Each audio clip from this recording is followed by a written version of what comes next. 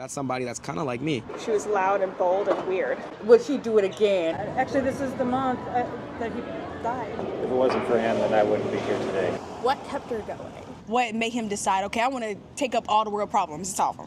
What was his whole thought process? What made you do that? Hey everybody, this is RP Neal. Welcome to my channel. I've been planning this channel for months and months and months. I researched it some more, I planned it some more, and then I realized nothing was really getting done. So what I did was, the next day I just climbed in my car, drove to downtown Charleston, parked, thought of a really good question, and said, okay, you're gonna talk to a person within 2 minutes from now and ask that question and just do it. And so I ended up doing that, and I talked to about 60 different people, and out of those 60 people, I've collected the best answers for this video, and here it is. Thank you for watching. So if you could meet any person from history, no matter what the era, no matter where it was, here today in historic Charleston, yeah, what would you say to that person within 24 seconds? I would tell Lincoln, I'd probably tell him next time bring some of your booze down here so we can try it out, because none of us never knew about you running those booze farms. It'll be Genghis Khan. And I would ask him what led to his decision to conquer all these places and want to kill all these people while doing it. He could have just let things be instead of he just chose to keep conquering. Like, what was his motivation behind all the carnage? I would say Maya Angelou. And the reason I would say her is because one of her famous quotes was "run your own race." And I believe in that because there's so many people that are telling us that we should do this, that, and that, but we shouldn't. We should do what we're most comfortable with and live our lives according to our own truth. He had 2 distills up. He was one of the only presidents that made his own booze. Had a liquor house too. And what was it called? That I don't know. Marie Antoinette. There's no real reason. It's just the only name I could think of. Let them eat cake, lady. Let them eat cake, lady. I would have to say Kurt Cobain. Kurt Cobain? Yes. Ah, good one, I good really one. like the band, and I'm actually learning how to play bass and guitar now, and those are the songs I'm playing, his songs. My great-grandfather, he fought in World War II, World War I, and Korea. And basically, I wouldn't really ask him too many questions. I would just tell him how proud I am, is because if it wasn't for him, then I wouldn't be here today. Know that was true, and you can go out there in Asia and like see like it's probably like mass graveyards like with just bones, hundreds of thousands of bones.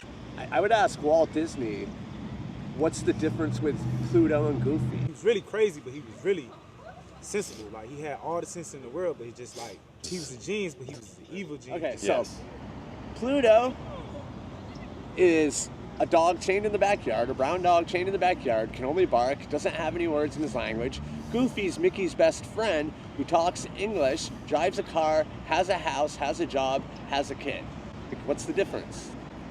Happily Chaplin, because she was a brave lady. She had a goal. She knew what she wanted, and she didn't stand for no mess. I think it would be neat to meet Henry VIII, 6 wives, and why did he choose? What was his whole thought process? He had conquered pretty much the whole world. Even if you asked for mercy, he didn't care.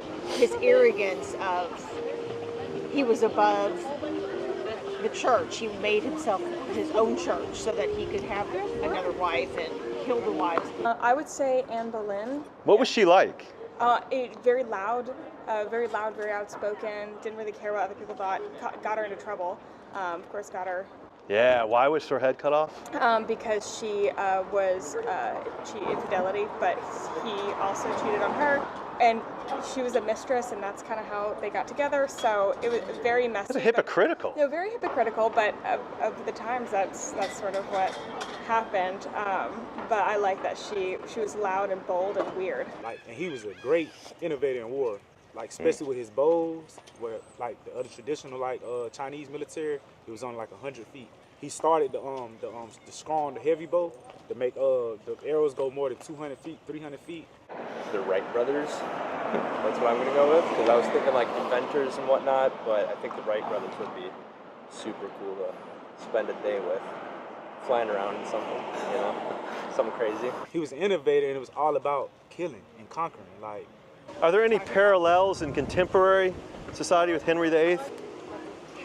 The first thing that strips my mind is Donald Trump. Why Donald Trump? The arrogance, the ego, yes, he's had 3 wives, right? So that's how he was overpowering other countries and shit that thought they was smarter than him, because they thought they was Mongols. It's like, oh, dirty, stupid Mongols, but really, he was ahead of his time. Like, I wonder where he got all that information from. Like, what made him do all that? Maybe George Washington. So, man, it's got to be fascinating for what that guy went through and saw and overcame and developed. And that's what I want to know, like, what made you do that? That man was crazy as hell, man. But what would you say to him? If he literally walked up to you? Maybe thanks. Martin Luther King Jr., and I would ask him what really made him start the whole thing in the first place. Like, what made him choose, like, this to be his cause? I know he's like a minister, I understand all of that, but what made him decide, okay, I want to take up all the world problems and solve them? Do you remember the moment when he passed away, Yes, finding out about I it? was still living in Philadelphia at the time, and I just went rollerblading with my boyfriend, and we took a cab home, and then the cabbie was like, did you guys hear Kurt Cobain died? And I was like, no, I didn't believe him, so I went home and turned on MTV and saw it on MTV News. Yeah, it's really sad. It was sad. Actually, this is the month that he died. Michael Jackson, because I also write music as well. Wow. And I did a lot of imitations of him when I was younger. Like, very inspiring. Not similar background, because I'm Native American and Irish, kind of mixed as well. Huh. So that's the reason why I felt him very interesting, because I was like, oh, that's somebody that's kind of like me. You know, I was a dancer when I was younger as well, and I still write music to this day, and I just found it very inspirational. Even the way he used to write his music, mine's very similar as well. It would be Saint Frances Cabrini. She is an Italian-American religious sister or figure that opened orphanages all around the world, that helped with the children who came from Italy. And I would talk to her about how difficult it must have been being a woman back in those days doing such incredible work. I would probably want to talk to like an activist from like the women's rights movement, like Audre Lorde or somebody like Gloria that. Steinem, someone like this? Like anybody that had such powerful impact. I would ask her what kept her going. What kept her going? She had so many reasons to stop and so many people telling her to stop. So I'd probably ask her like what was her reason to keep going. P.T. Barnum. And what would you say to P.T. Barnum in particular? Say, am I a sucker? I don't know. I would just love to hear his tales. Does anyone today remind you of him? Current figures? There's an orange guy. It kind of, just because of where we are, what came to mind, or the person that came to mind was Harriet Tubman, who changed the course of history. And like the courage displayed, I think I would be very curious to have a conversation with Harriet Tubman. And what might you say to her, ask her? I would ask about that courage element, like what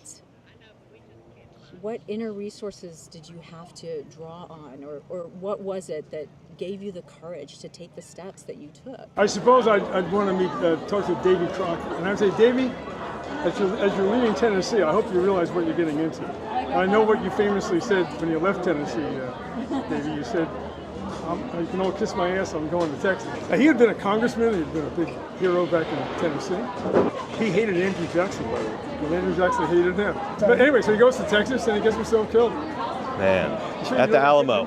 And you know, he made a fortune off those hats though, from what I understand. Probably so, I had mine.